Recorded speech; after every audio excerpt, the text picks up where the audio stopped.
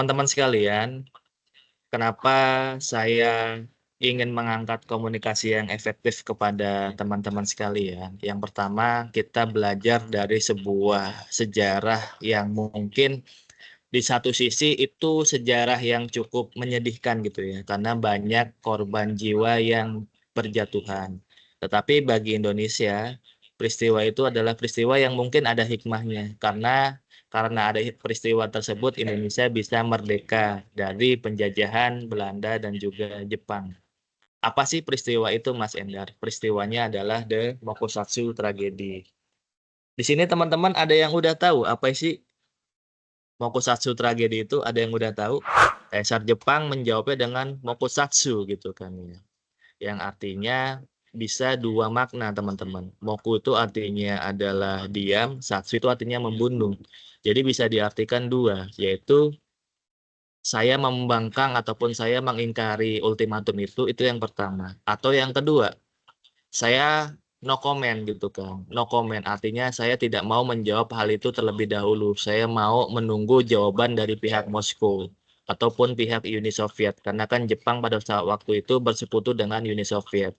Itu mungkin adalah jawaban Kaisar Jepang ya. Kalau seandainya itu Kaisar Konoha gitu kan ya, mungkin jawabnya adalah YNTKS gitu kan. Ya enggak tahu kok tanya saya gitu kan. Itu kalau Kaisar Konoha ya. Tapi untungnya itu adalah Kaisar Jepang gitu kan. Lantas bagaimana Mas Endar biar kita bisa berkomunikasi secara efektif? Ada salah satu metode yang diterapkan oleh Dr. Kate Speicher ya, seorang psikolog asal Kanada bersama dengan koleganya yaitu Dr. Derek Baum, namanya adalah think on your feet gitu ya. Jadi sebuah pendekatan di mana kita berkomunikasi itu secara cepat dan responsif dalam situasi apapun dan dalam situasi yang menuntut. Karena teman-teman, di dalam hidup ini kita itu pasti 90% itu komunikasinya adalah secara informal. Beda dengan komunikasi yang formal. Kalau formal kan sudah bisa direncanakan, sudah bisa diagendakan, maka bahan-bahannya itu udah bisa disiapkan gitu kan. Contoh kayak apel.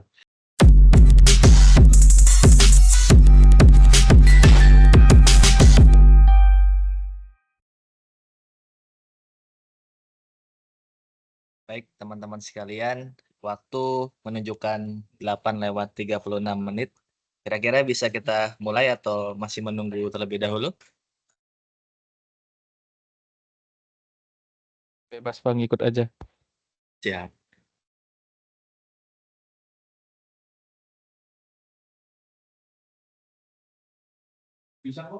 Baiknya kita mulai saja ya. Nanti kalaupun ada yang bergabung di tengah acara, kita tetap persilakan untuk ikut join ya. Baik, saya buka terlebih dahulu ya. Bismillahirrahmanirrahim. Assalamualaikum warahmatullahi wabarakatuh. Waalaikumsalam warahmatullahi wabarakatuh. Selamat pagi, salam sejahtera untuk kita semua. Alhamdulillahirrabbilalamin. Segala puji syukur marilah senantiasa kita panjatkan kehadirat Allah Subhanahu wa taala yang dimana pada hari ini kita semua masih diberikan berbagai macam kesehatan ya, mulai dari nikmat sehat, nikmat iman, nikmat pekerjaan, dan nikmat-nikmat lainnya sehingga kita bisa berkumpul bersama di sini di acara yang luar biasa ini, acara yang saling ingat mengingatkan, acara yang saling bangun membangun, acara yang saling kuat menguatkan satu sama lain sebagai pegawai Bea Cukai Soekarno-Hatta. Untuk apa? Untuk bisa membuat Bea Cukai yang semakin baik. Salawat serta salam tak lupa tercurah kepada junjungan kita, Baginda Nabi besar Muhammad Sallallahu Alaihi Wasallam beserta keluarga, kerabat, sahabat. Semoga kita semua di sini termasuk umat-umat beliau yang mendapat syafaat di hari akhir nanti. Baik teman-teman sekalian, bagaimana kabar kita semua pada hari ini? Semoga kita Alhamdulillah, semoga kita semua selalu senantiasa ya diberikan kesehatan oleh Allah Subhanahu wa taala. Baik. Sebelum kita memulai kegiatan kita pada kali ini masih berhubung bulan Syawal ini ya, bulan Syawal ya. Bagi yang belum puasa mungkin masih ada kesempatan ya untuk bisa berpuasa. Tidak salah kalau saya ucapkan mohon maaf lahir dan batin, mungkin ada tutur kata, tingkah laku, tindak tanduk yang mungkin salah ataupun tidak berkenan, mohon dibukakan pintu maaf yang sebesar-besarnya dan semoga di bulan Syawal dan seterusnya ini kita bisa menjadi pribadi yang jauh lebih baik lagi. Karena kan selama bulan Ramadan kemarin kita udah ditempa menahan hawa nafsu kita, menahan dahaga, menahan lapar untuk membuat kita menjadi insan-insan yang bertakwa. Baik, teman-teman sekalian, kita mau dengar terlebih dahulu nih, kira-kira kemarin ada yang mudik atau tidak ya? Mulai dari Mas Huda. Mas Huda kemarin mudik tidak? Siap, mudik kemarin Bang. Mudik kemana Mas Ya. Huda? Sragen Bang. Oh, Sragen ya. Ya. Berarti bisa ya sebagai admin itu cuti ya? Bisa ya? Alhamdulillah kemarin dapat Bang. Dapat jadwal Masih ya. bisa. Kalau nggak salah tuh isunya itu 21 ya. Benar nggak sih? Berarti Mas Huda pernah 2 kali lebaran di kantor gitu atau tidak? Ya, tahun lalu di sini Bang. Oh, tahun lalu masuk ya piket ya, luar biasa ya. Lalu masuk. Kalau di bulan ataupun di hari raya itu rame nggak sih penumpang itu? Enggak Kalau tahun begitu lalu? sih Bang. Oh, Enggak begitu sih Bang. nggak begitu ya. Ada sih. Begitu ya. Sebelumnya malahan Bang, sebelum lebarannya Sebelum malah. lebaran ya, baru rame ya. Nambah cuti atau sesuai dengan libur dan Dapatnya titip? seminggu aja sih kemarin Bang. Oh, berarti nggak nambah ya? Karena Bang. Nggak nambah ya, baik. Terima kasih Mas Huda atas sharingnya. Kalau Mas Imam pulang kemarin? Alhamdulillah pulang Bang. Pulangnya ke mana? Ke Wates Bang, ke Kulon Oh, Progo. atas ya. Kulon Progo ya, Yogyakarta ya. Siap Bang. Iya, nambah cuti atau sesuai dengan libur tanggal merah tersebut? Enggak sih Bang, sesuai libur aja kemarin kan karena gantian sama yang lain kan Bang. Oh iya. Cutinya di minggu berikutnya. Di minggu berikutnya. Oh, berarti sempat masuk Yang dulu habis itu cuti ya? masuk cuti lagi waktu ada yang seminggu atau 2 minggu berikutnya kan ada long weekend tuh Bang. Iya, yang hari Jumat itu ya, Iya, Jumat, betul, Bang. Sabtu, Minggu Ya, itu ya. Baik ya. Terima kasih Mas Imam. Kalau Reza gimana Za? Mudik kemarin Za? Siap mudik Bang. Alhamdulillah. Mudik ya, pakai pesawat ya? Iya, Nggak pakai lagi pesawat. pakai kendaraan darat ya? Iya. Cukup. Pulangnya Cukup. cuman naik bis Bang pulangnya. Oh, naik bus ya. Baik. Ke kampungnya Reza dan kampung istri ya berarti. Siap, benar Bang. Palembang dulu atau Lampung dulu, Za? Palembang dulu Bang. Oh, Palembang dulu ya, Mm-mm. baru Lampung ya. Ya, baik. Terima kasih Reza atas sharingnya. Baik, pada kesempatan kali ini kita akan membahas suatu materi yang cukup penting saya rasa bagi teman-teman Bea Cukai Soekarno-Hatta dan juga mungkin bagi semua pihak sebenarnya. Karena kita akan membahas dan berbagi sedikit ya mengenai komunikasi yang efektif. Materi ini adalah suatu materi yang kerap dipakai dalam pembekalan pegawai mutasi masuk di Bea Cukai Soekarno-Hatta. Kebetulan saya termasuk salah satu tim SLA-nya Bea Cukai Soekarno-Hatta. Jadi saya pikir tidak salah kalau saya bagikan kepada teman-teman sekalian. Karena kan MLC itu kan tidak hanya terkait aspek agama saja gitu ya. Tapi juga aspek-aspek di luar itu. Salah satunya adalah aspek keterampilan. Dan yang mau saya bagi adalah keterampilan soft skill. Mudah-mudahan tidak akan lama ya. Karena target saya sih mungkin setengah 10 pun kita udah bisa selesai ya. Seperti itu ya teman-teman sekalian. Baik, saya izin share screen. Saya udah siapkan PPT-nya.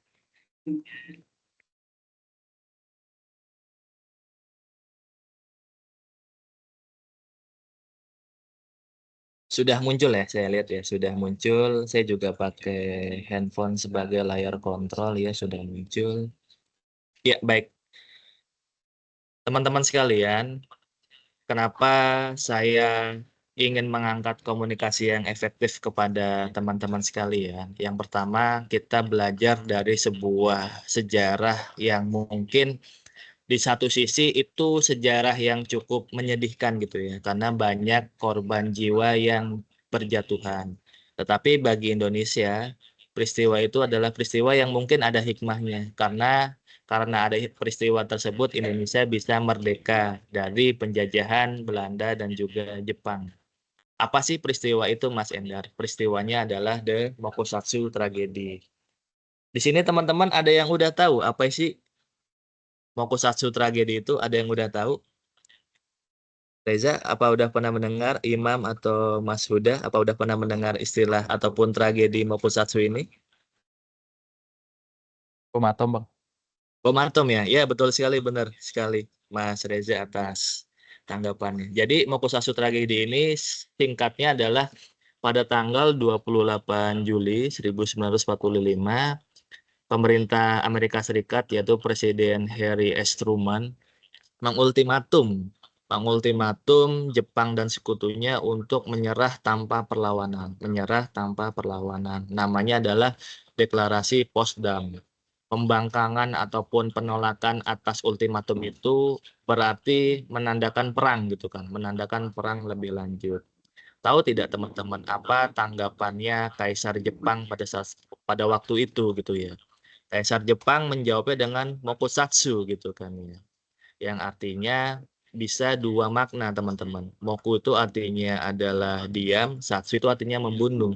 Jadi bisa diartikan dua, yaitu saya membangkang ataupun saya mengingkari ultimatum itu yang pertama. Atau yang kedua, saya no comment gitu kan. No comment artinya saya tidak mau menjawab hal itu terlebih dahulu. Saya mau menunggu jawaban dari pihak Moskow ataupun pihak Uni Soviet. Karena kan Jepang pada saat waktu itu bersekutu dengan Uni Soviet. Itu mungkin adalah jawaban Kaisar Jepang ya. Kalau seandainya itu Kaisar Konoha gitu kan ya, mungkin jawabnya adalah YNTKS gitu kan. Ya enggak tahu kok tanya saya gitu kan. Itu kalau Kaisar Konoha ya. Tapi untungnya itu adalah Kaisar Jepang gitu kan. Ternyata teman-teman jawaban dari Kaisar Jepang itu diinterpretasikan, diterjemahkan oleh pihak Amerika Serikat sebagai pembangkangan. Maka sebagaimana yang tadi Reza sampaikan betul banget. Pada tanggal 6 Agustus dan 9 Agustus dijatuhilah bom atom di negara Jepang, khususnya di kota Hiroshima dan kota Nagasaki ya. Yang dimana di situ Jepang luluh lantah gitu kan. Makanya tadi saya bilang di satu sisi ini cukup ada kesedihan karena jatuhnya banyak korban jiwa, tapi di satu sisi ini sebagai jalan masuknya ataupun ikhwal awalnya Indonesia bisa merdeka seperti itu ya teman-teman. Jadi di situ ada sebuah mistranslasi yang dimana Kaisar Jepang mungkin maksudnya adalah no comment, tetapi ternyata ditangkapnya oleh pemerintah Amerika Serikat sebagai pembangkangan. Jadi ada sebuah komunikasi yang tidak efektif gitu kan. Maksudnya apa, diterjemahkannya apa.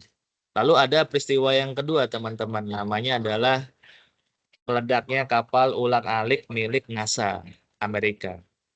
Banyak peristiwa yang bisa kita googling, tapi yang cukup besar itu salah satunya adalah pada tanggal 28 Januari 1986. Pada waktu itu direncanakan diluncurkan pesawat ulang-alik milik NASA di Florida, Amerika Serikat. Cuaca saat itu sangat dingin gitu kan, sehingga para insinyur pada waktu itu melaporkan kepada petinggi NASA. Pak, cuacanya sangat dingin sehingga berpotensi akan mengganggu peluncuran pesawat ulang-alik itu. Kenapa? Karena kalau cuaca dingin, maka seal o-ring ya, ataupun sambungan suatu kompartemen gitu kan di dalam pesawat ulang-alik itu bisa menjadi stiff, bisa menjadi kaku. Padahal kan seal itu join itu terbuat dari rubber, harusnya itu elastis gitu kan. Kalau dia stiff, maka akan berpotensi terjadinya sebuah kebocoran. Dan kalau terjadi sebuah kebocoran, maka api akan keluar dan akan menyambar kepada tangki bahan bakar. Akhirnya terjadinya ledakan. Dan ternyata laporan para insinyur itu tidak diindahkan, tidak didengar oleh petinggi NASA pada waktu itu. Sehingga tetap terjadilah ledakan sebagaimana yang kita kenal dalam sejarah. Di situ sebuah komunikasi yang lagi-lagi tidak efektif gitu kan. Pesannya udah disampaikan, tapi juga tidak mampu menggugah ataupun mengubah pendirian seseorang. Itu kenapa saya pentingnya mengangkat komunikasi yang efektif ini kepada teman-teman. Untuk itu, kita jadi tahu kan bahwa komunikasi itu penting. Kenapa komunikasi itu penting? Karena komunikasi itu ada 3 tujuan sebenarnya. Untuk menginformasikan atau untuk berbagi ya. Misalnya kita curhat kan berbagi perasaan kita, berbagi keluh kesah kita kepada orang lain. Atau kita menginformasikan kepada orang lain, misalnya kayak acara-acara webinar, sosialisasi, itu kan menginformasikan kepada orang lain. Ataupun tujuan dari komunikasi itu adalah untuk mempengaruhi orang lain. Kita bisa mempengaruhi orang lain untuk mengambil ataupun tidak mengambil sebuah keputusan, untuk melakukan ataupun tidak melakukan suatu keputusan.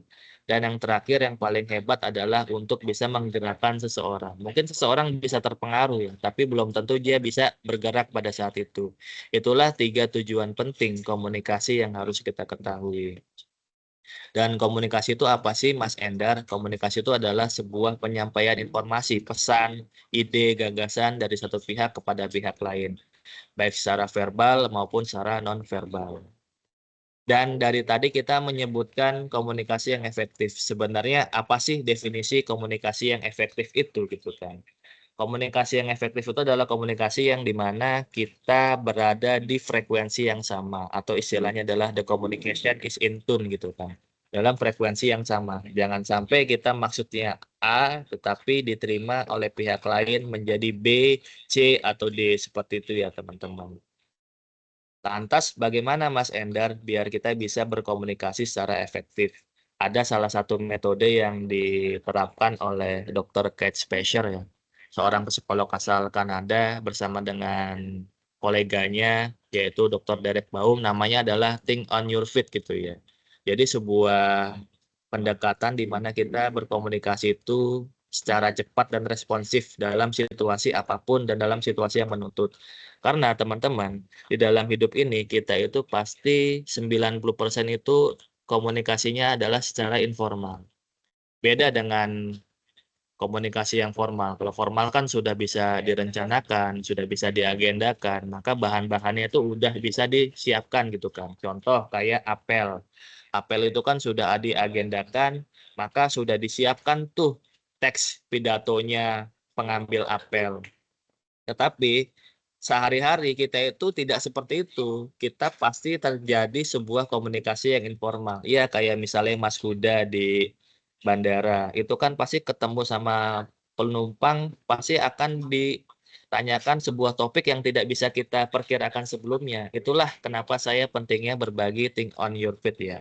Mungkin akan banyak metode-metode lain yang membahas mengenai komunikasi yang efektif ya.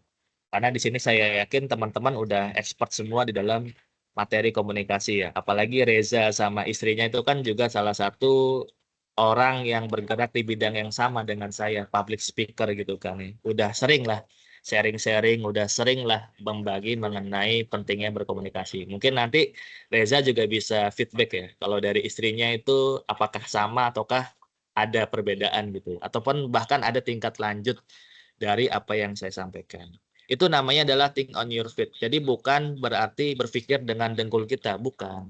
Jadi think on your feet ini adalah menuntut kita itu untuk kita bisa berpikir dulu baru berbicara. Jangan berbicara dulu baru berpikir gitu kan. Atau kalau dalam istilah lain adalah kita berilmu dulu baru beramal gitu ya. Jangan beramal dulu baru berilmu, jangan. Nanti kalau kita beramal dulu baru berilmu, nanti kita bisa menggoblok-goblokin penjual ST gitu kan. Apalagi kita bisa mempa-pakan anak kecil gitu kan. Itu kalau kita ngomong dulu baru berpikir gitu ya. Kan kita di sini dituntut untuk berpikir dulu baru berbicara. Bagaimana Mas Endar biar kita bisa berpikir dulu baru berbicara? Sebelum kita masuk ke situ, kita akan jelaskan apa sih tujuan besar dari think on your feet itu ya. Think on your feet itu berarti kita harus berbicara, berkomunikasi secara jelas, ringkas, dan memiliki impactful, memiliki pengaruh yang cukup kuat gitu kan ya. Kalau tadi kasusnya Mokusatsu tragedi gitu kan ya. Jawabannya sih singkat ya. Dan jawabannya berpengaruh gitu kan. Berpengaruhnya tuh kalau dijawab A bisa membuat sebuah perdamaian, tapi kalau dijawabnya penolakan bisa membuat sebuah peperangan gitu kan. Tapi apakah jelas? Tidak jelas kan ya teman-teman, karena Mokusatsu itu memiliki ambigu. Kenapa tidak Kaisar Jepang itu langsung bilang saja no comment ataupun saya coba diskusikan dulu kepada pihak internal. Kenapa mereka tidak menyampaikan seperti itu gitu kan. Nah, dari kasus Mokusatsu tragedi itu kita bisa dapat pesan bahwa di situ pesannya memang ringkas, pesannya memang memiliki pengaruh yang kuat, tetapi pesannya itu tidak jelas gitu kan. Karena bisa ditafsirkan yang berbeda. Karena tadi konteks dari komunikasi yang efektif itu adalah kita saling mengerti satu sama lain.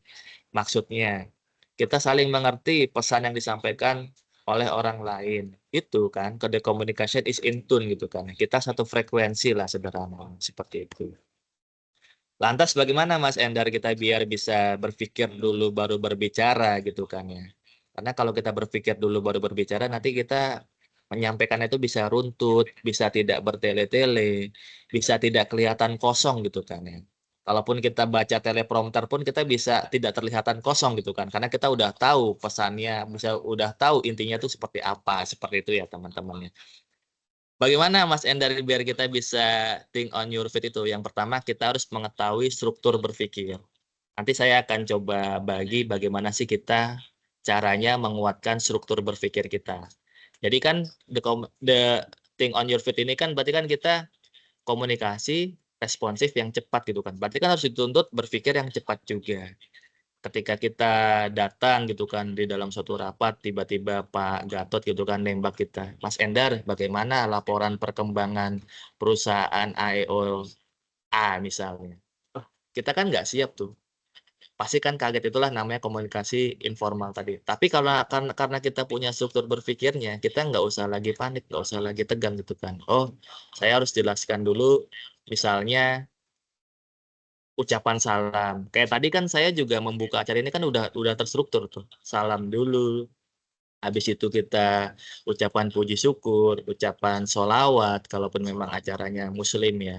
Lalu menanyakan kabar kayak gitu kan ya. Lalu prolog sedikit misalnya kayak tadi ucapan selamat Idul Fitri ataupun mohon maaf lahir batin, lalu menanyakan kabar, baru masuk ke inti. Itu sebenarnya sudah terstruktur karena kita sudah dilatih untuk berbicara secara terstruktur. Nanti kita akan bagi kepada teman-teman cara-cara biar kita berbicara secara struktur ya. Lalu setelah kita mengetahui struktur berpikir, yang tidak kalah pentingnya adalah kita harus berlatih. Bagaimana kita bisa berkomunikasi yang efektif kalau kita tidak pernah berlatih seperti itu ya. Berlatih itu ya mungkin kita bisa dalam lingkup terkecil gitu kan dengan circle kita gitu kan ya, dengan circle kita ataupun dengan keluarga kita seperti itu. Lalu yang ketiga adalah kita bisa menguatkan aspek nonverbalnya. Karena komunikasi itu tidak hanya verbal saja, tidak hanya terkait pemilihan diksi ataupun kata saja.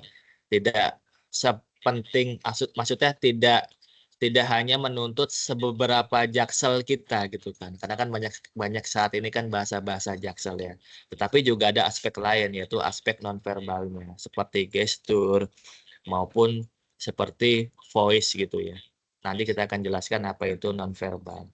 Lalu yang keempat adalah bagaimana kita bisa tercipta komunikasi yang efektif gitu kan. Kalau kita tidak bisa menjadi pendengar yang efektif juga gitu ya. Tidak bisa menjadi pendengar yang baik juga seperti itu.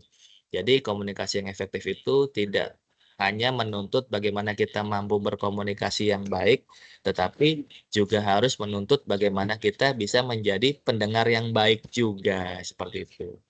Lalu yang terakhir mengevaluasi diri, terus berlatih apa-apa saja yang masih kurang, nanti kita bisa meningkatkan lebih lanjut lagi. Itu 5 cara bagi kita biar bisa menerapkan metode think on your feet itu ya, dari Dr. Derek Baum tadi itu sendiri.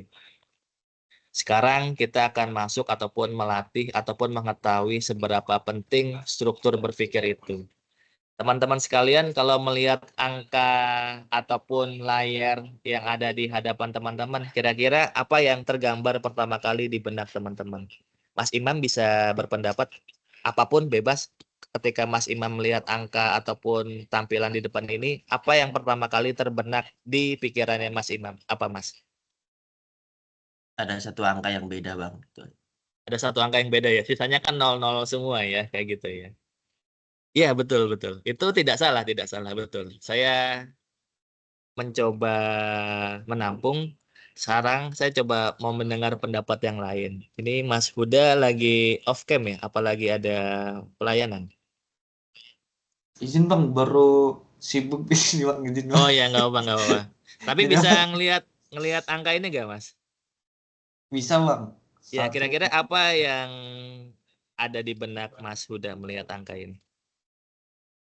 ada banyak nol dan ada satu yang bernilai Bang. Satu yang bernilai angka 1 gitu ya. Ya, Sisanya 0 semua. Makasih Mas Huda. Oh, di siap, sini Bang. ada teman kita yang baru bergabung ya, Mas Vicky dan GPS ini siapa GPS ya? Siap, Mas Vicky bisa terhubung, Mas? Atau Mas GPS ini siapa? Siap, izin bergabung. Siap. Kalau ya, kalau melihat angka-angka ini apa yang tergambar di benak Mas Vicky, Mas? Melihat layar ini.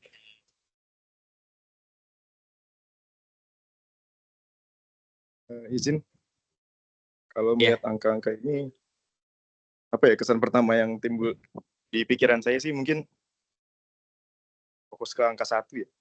Fokus angka 1.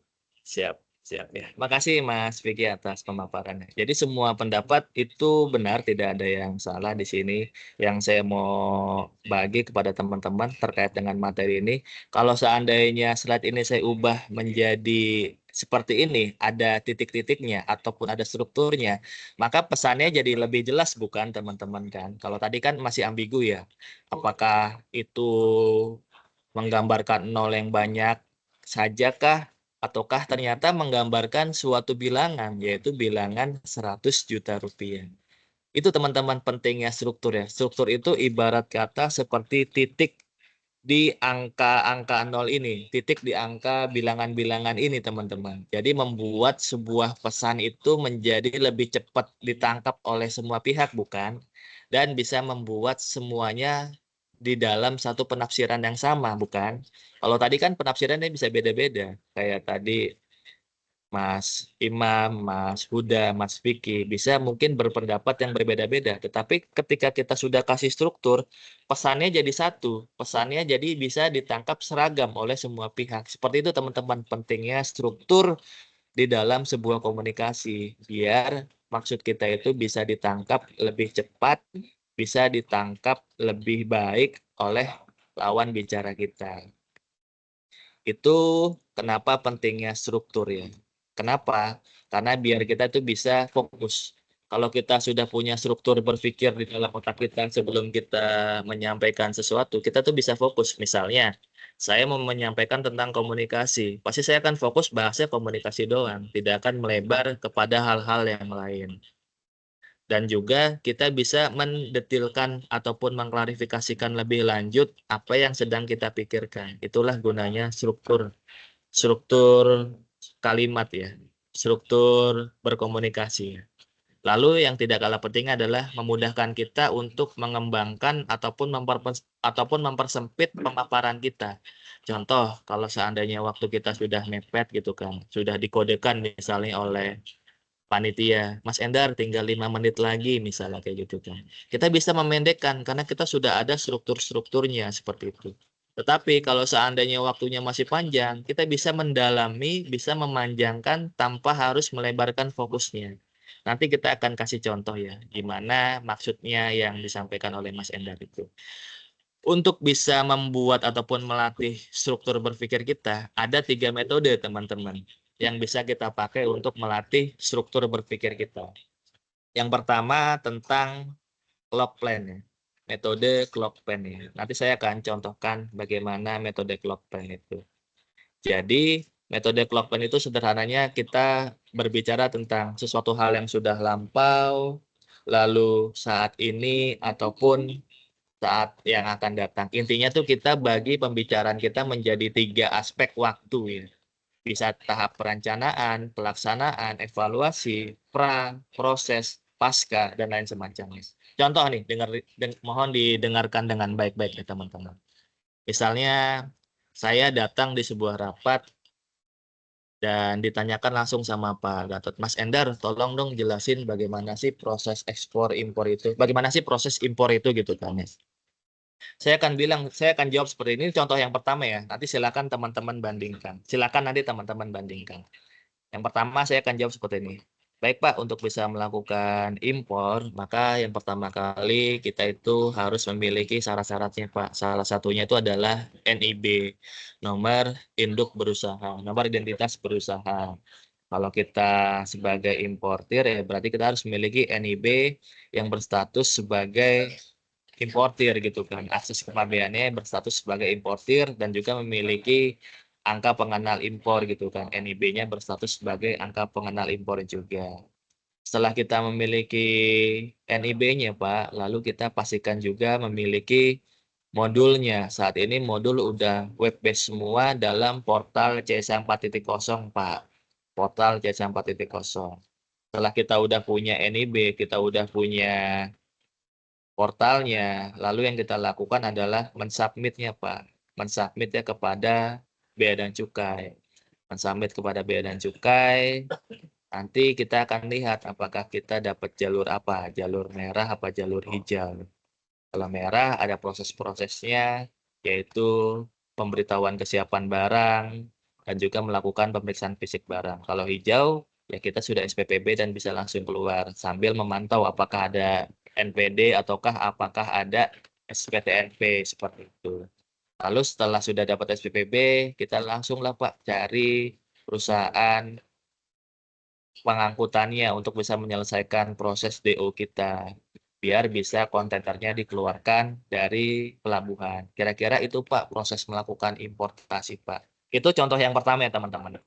Sekarang silakan bandingkan dengan contoh yang seperti ini karena kita sudah punya strukturnya. Baik Pak Gatot, untuk kita bisa melakukan importasi, kita pastikan memiliki ataupun memenuhi 3 aspek ini Pak. Yang pertama adalah aspek pre-impor, yang kedua adalah aspek pelaksanaan impor, yang ketiga adalah aspek pasca impornya Pak. Aspek pra-impor itu apa saja Pak? Yaitu adalah kita harus memiliki izin. Izin yang pertama yang harus kita miliki adalah nomor identitas berusaha. Pastikan NIB kita itu sebagai angka pengenal importir dan juga ada status akses kepabeanannya. Itu terkait mengenai akses pra-impor Pak. Tidak lupa juga kita harus memiliki modul ya Pak ya. Daftar modulnya bisa di portal.beacukai.go.id. Itu terkait aspek pra-impornya ya Pak ya.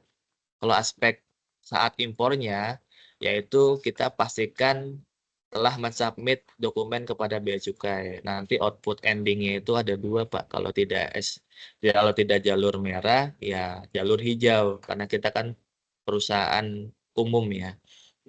Kalau kita dapat jalur merah Pak, maka kita harus urus PKB-nya dan melakukan pemeriksaan barang terlebih dahulu. Tapi kalau kita jalur hijau, nanti kita dapat SPPB, surat persetujuan pengeluaran barang, nanti akan kita pantau apakah ada NPD ataupun ada SPTNP. Itu Pak aspek terkait mengenai import clearance-nya ataupun proses importasinya, mohon maaf.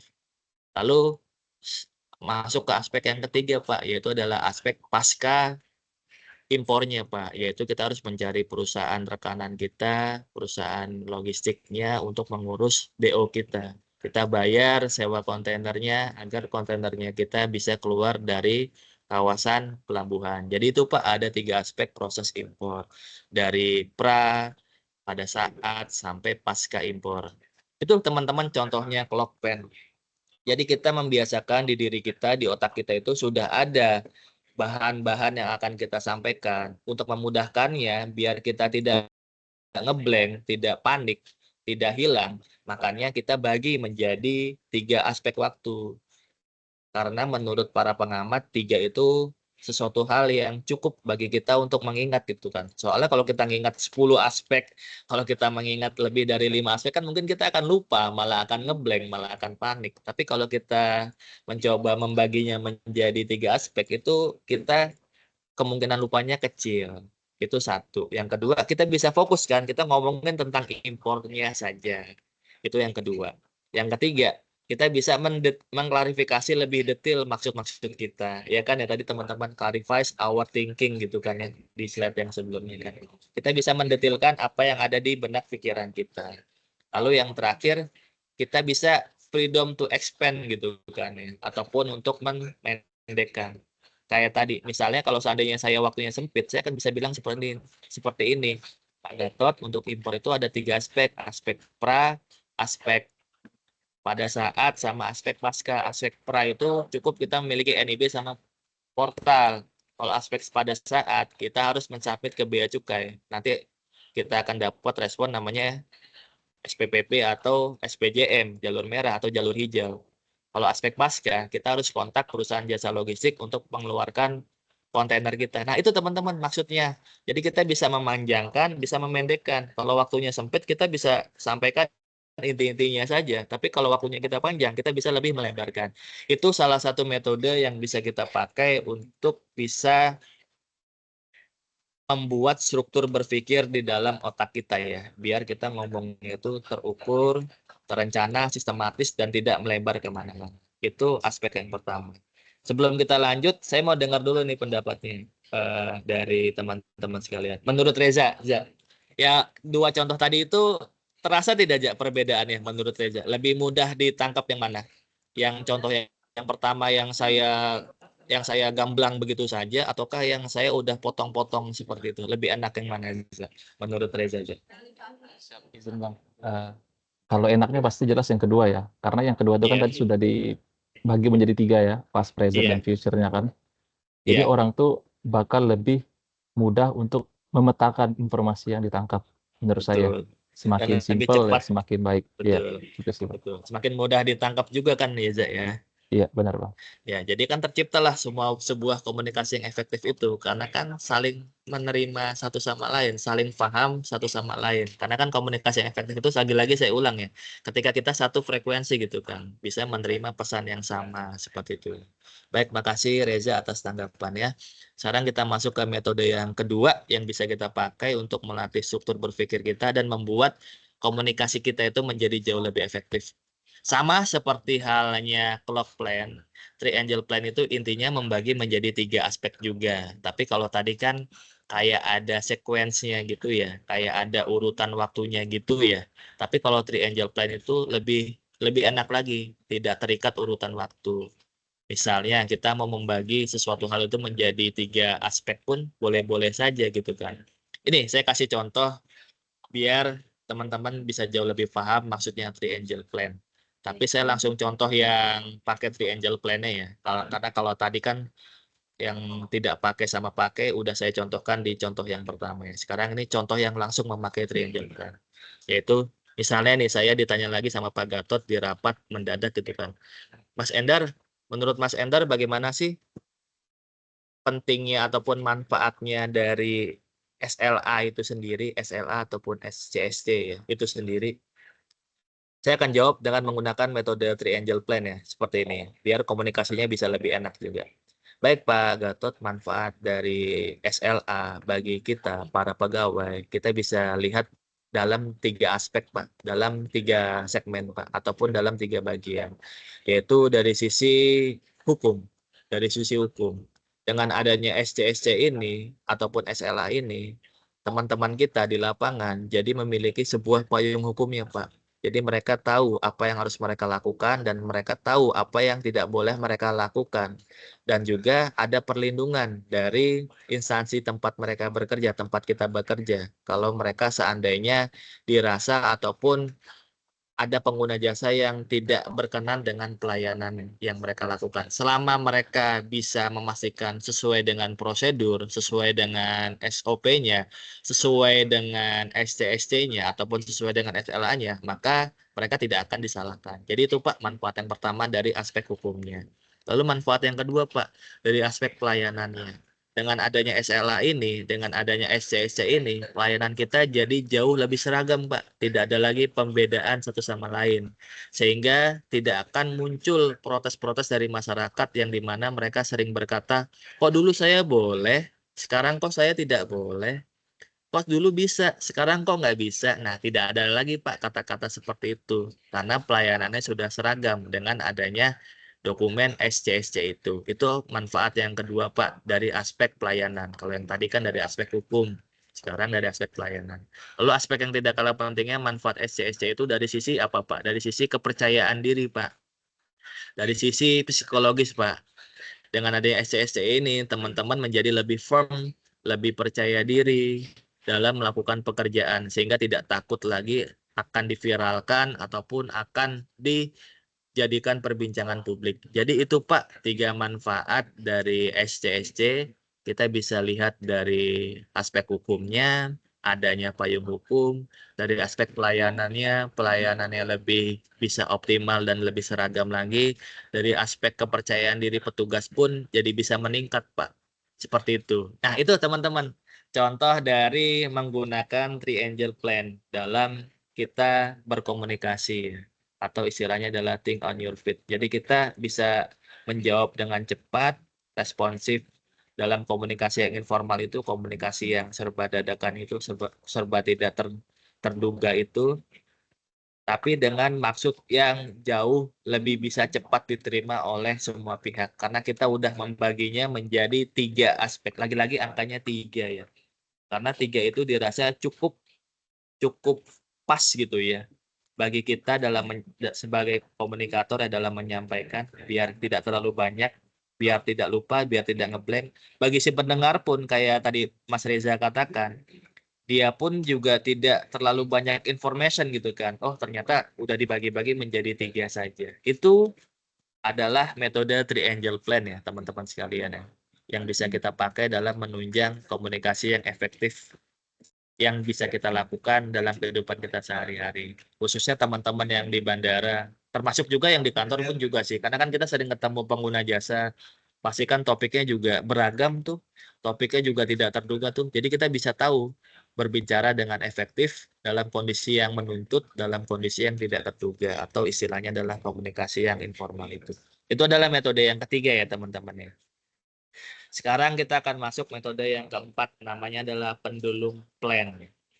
Seperti pendulum, dia kan terombang-ambing dari satu sisi ke sisi lain, atau bergerak dari satu sisi ke sisi yang lain. Itu biasanya kita pakai kalau kita ingin menyampaikan suatu pendapat yang berbeda dari orang lain, tapi tanpa bermaksud menyakiti hatinya gitu kan. Sekali lagi, metode ini biasanya dipakai untuk kita berkomunikasi dengan seseorang yang dimana kita berbeda pendapat dengan orang itu, tetapi tanpa menyakiti hati orang itu. Contoh, misalnya nih ada seseorang yang pro gitu kan ya, dalam topik cukai misalnya. Ada yang pro-nya dia dalam hal ini. Cukai itu bisa membuat tenaga kerja menjadi di PHK-kan gitu ya. Karena semakin tinggi cukainya, nantinya perusahaan-perusahaan akan extra cost sehingga efeknya adalah perampingan pegawai seperti itu. Tetapi kita di Bea Cukai, kita akan bilang juga bahwa naiknya cukai itu tidak selalu buruk loh. Nah, itulah kita bisa menggunakan teknik pendulum plan itu. Misalnya nih Pak Gatot di doorstop gitu kan sama wartawan gitu kan, diwawancara sama wartawan. Pak, bagaimana nih Pak? Kenapa Bea Cukai selalu menaikkan cukai gitu kan, tarif cukai gitu kan? Memangnya tidak kasihan apa terhadap buruh-buruh pabrik yang sering ataupun yang menjadi dirumahkan gara-gara efek dari naiknya tarif cukai itu. Kita bisa menjawabnya dengan cara ataupun dengan metode pendulum plan teman-teman, yaitu jawabnya seperti ini.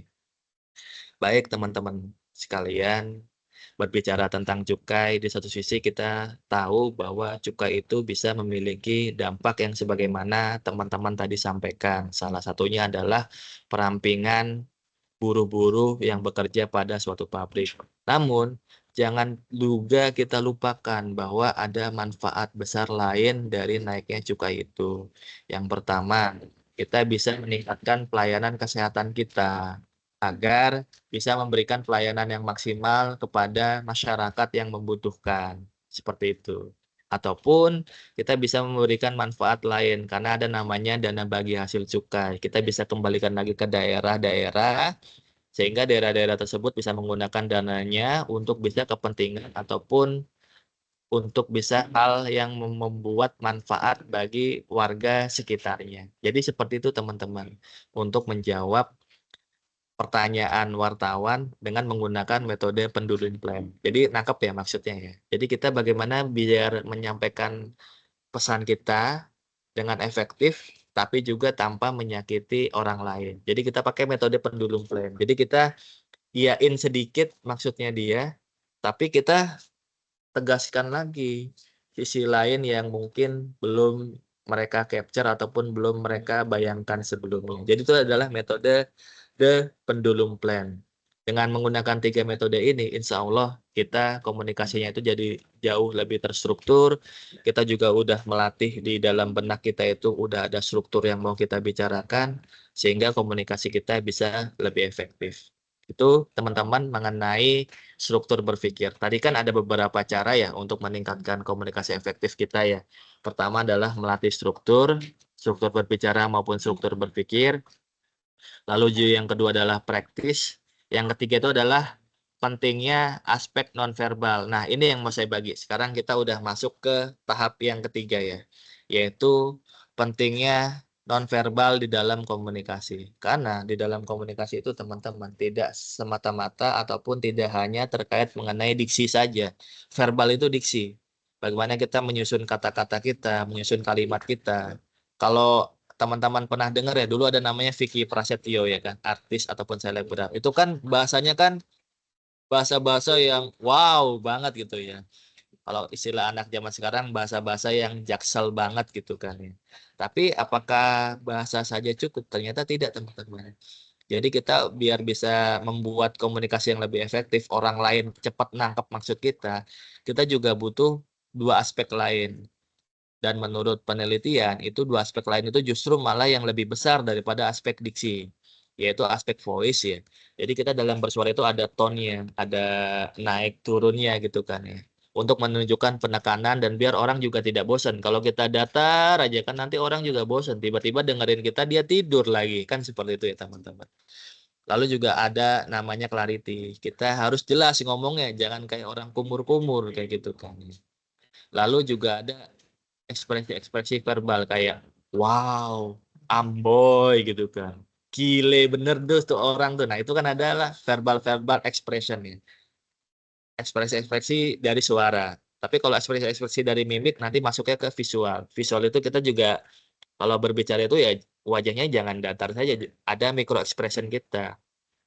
Ada facial expression kita gitu kan untuk menunjukkan ketertarikan kita ataupun untuk menunjukkan pesan yang mau kita sampaikan. Ada postur, ada eye contact, ada pun juga gestur. Kalau postur itu cara berdiri kita ya.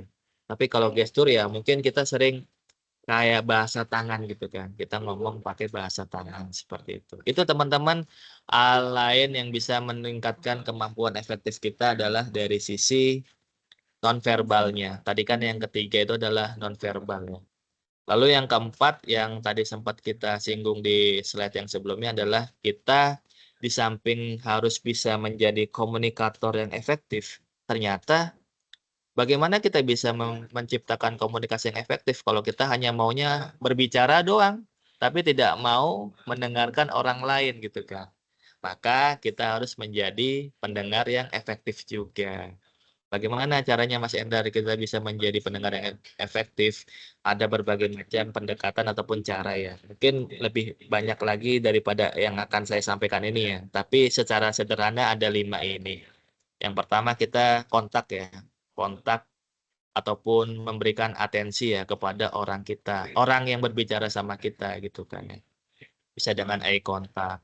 Ataupun kita tidak melakukan gerakan-gerakan yang mengganggu. Misalnya lagi diajak ngobrol gitu kan, dia main handphone aja. Nah, itu kan gerakan-gerakan yang mengganggu misalnya kayak gitu kan.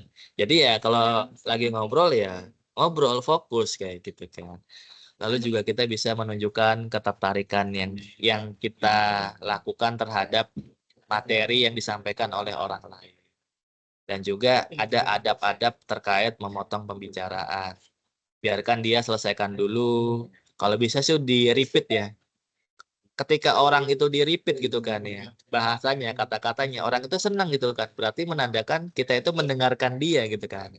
Misalnya kayak tadi Reza kan, oh ya Mas, berarti nanti bisa membuat kita jauh lebih cepat paham ya, karena udah dibagi-bagi. Nah itu kan kita ulangin lagi pernyataannya dia, biar merasa Reza itu didengarkan ya, pendapatnya oleh Mas Endar, kayak gitu.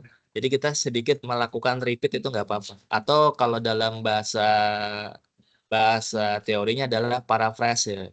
Jadi kita memparafrase. Sebagai agent-agent di kontak center itu ada teknik namanya parafrase. Parafrase itu misalnya pengguna jasa nanya A, oh baik, jadi Bapak Ibu bermaksud menanyakan tentang A ya, gitu. Itu namanya parafrase, repetisi, ataupun pengulangan, ataupun konfirmasi dari yang disampaikan oleh lawan bicara kita.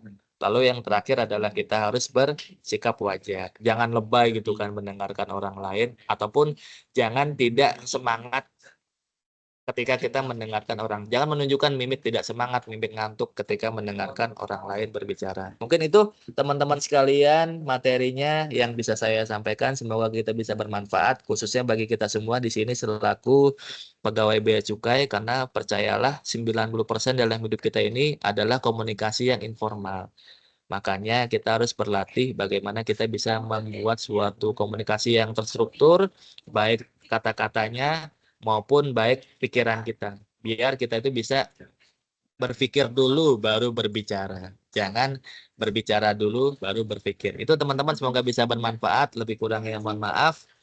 Nanti kami harapkan ada feedback ya dari teman-teman karena pas ada waktunya 5 atau sampai 6 menit terakhir ya. Saya tutup terlebih dahulu. Terima kasih. Wassalamualaikum warahmatullahi wabarakatuh.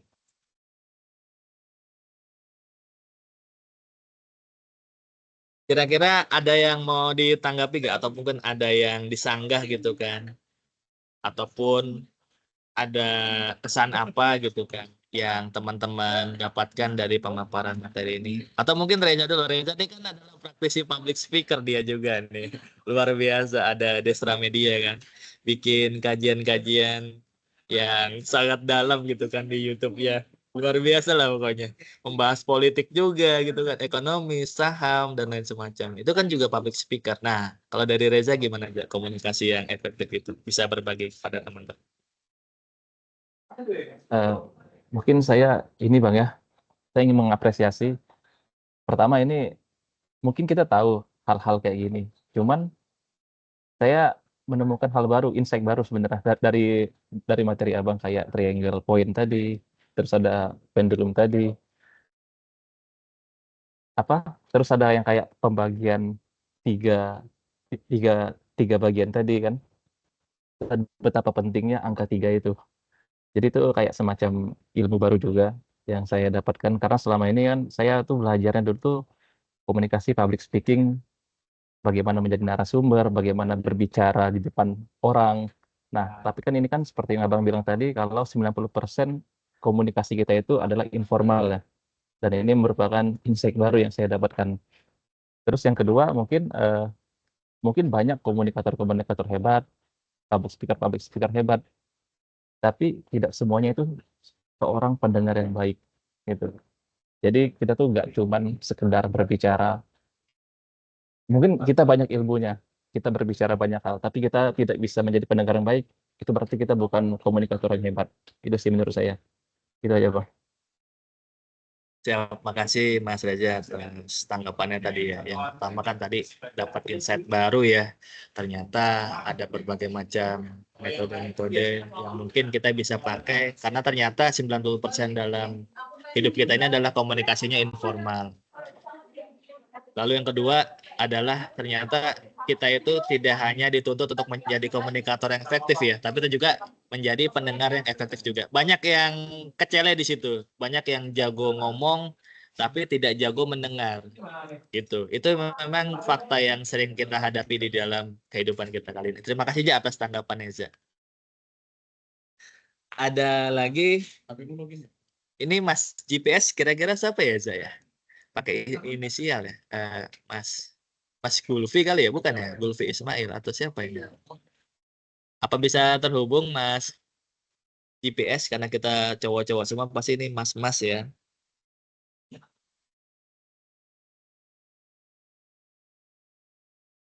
Belum ya, sepertinya belum bisa. Mas Gagah, Oh Mas Prasetyo Sakti. Gagah, Iya.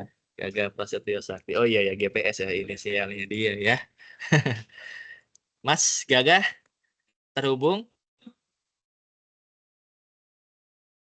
Mungkin lagi ada kesibukan lain ya. Kalau Mas Imam masih terhubung, Mas? Siap, masih Bang. Siap, ya. Bagaimana Mas feedbacknya ataupun tanggapan ataupun kritikan juga tidak masalah terkait materi tadi, Mas. Biar kita Kalau dua arah gitu. kalau dari saya sih ini ilmu yang sangat bermanfaat ya Bang ya, karena kita lakukan sehari-hari.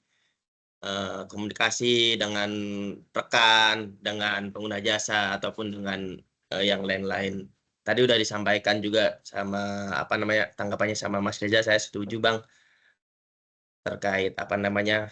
Kadang kita pengen mengungkapkan sebanyak-banyaknya dari kita, pengen berbicara sebanyak-banyaknya, tapi kita lupa apa namanya mendengarkan dari orang lain seperti itu. Dan komunikasi sendiri sekarang mungkin banyak karena adanya gadget, jadi kebanyakan udah kita lewat gadget aja, mungkin lewat apa sosial media aja, jarang komunikasi langsung. Padahal itu yang mungkin perlu. Kadang kan apa namanya noise itu bisa tercipta karena tidak tersalurkannya komunikasi secara baik gitu tadi Bang. Mungkin itu aja sih Bang. Siap, makasih Mas Imam menambah insight baru juga. Ternyata di dalam komunikasi itu mungkin ada namanya noise ya. Noise itu adalah hambatan. Iya, memang ada beberapa komponen-komponen di dalam komunikasi itu selain komunikator, komunikan, pesannya, medianya. Ternyata ada aspek yang kelima yang kita juga harus tahu. Tadi diingetin sama Mas Imam, terima kasih. Ada aspek noise ya. Karena kalau kita via tidak langsung itu biasanya banyak noise-nya. Karena kalau tulisan gitu kan ya, salah intonasi dikit aja tuh bisa berbeda maknanya gitu kan ya. Misalnya nih, bea cukai ini yang sering terjadi di media sosial ya. Misalnya bea cukai anjir gitu kan. Anjir bea cukai misalnya gitu kan ya. Itu kan satu sisi bisa pujian, tapi satu sisi bisa kritikan kan gitu kan. Hanya itu, hanya karena pesan tulisan. Iya betul. Terima kasih Mas Imam atas kesempatannya ataupun atas tanggapannya. Terima kasih ya. Terakhir mungkin Mas Vicky, masih terhubung Mas Vicky?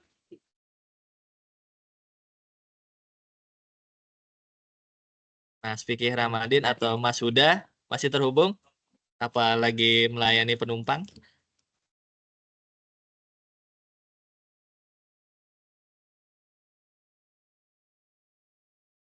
Baik, sepertinya mungkin sedang melayani penumpang ya. Untuk sesi yang terakhir ini mungkin kita dokumentasi dulu ya, Za ya.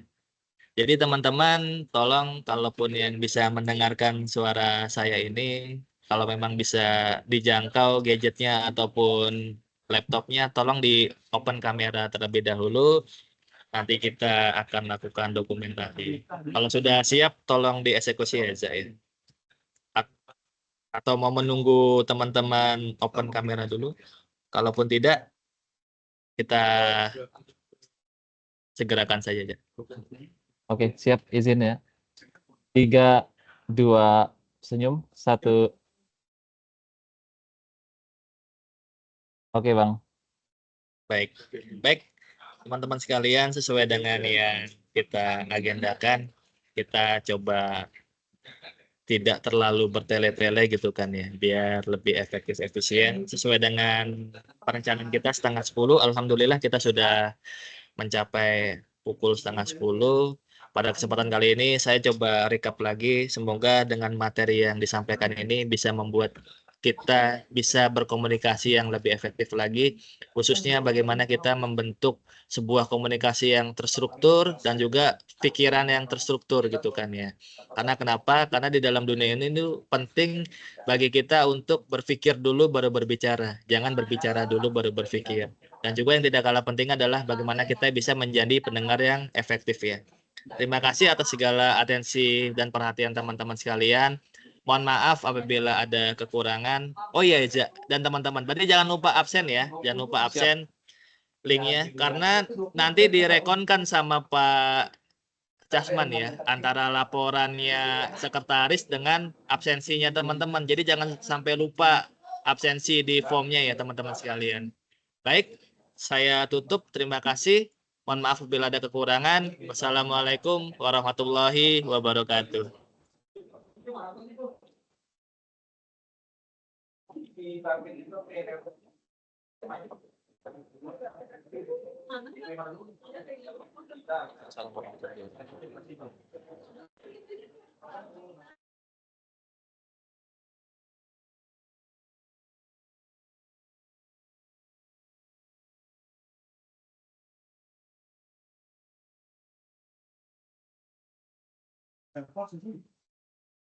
Poli. Tapi ada sekali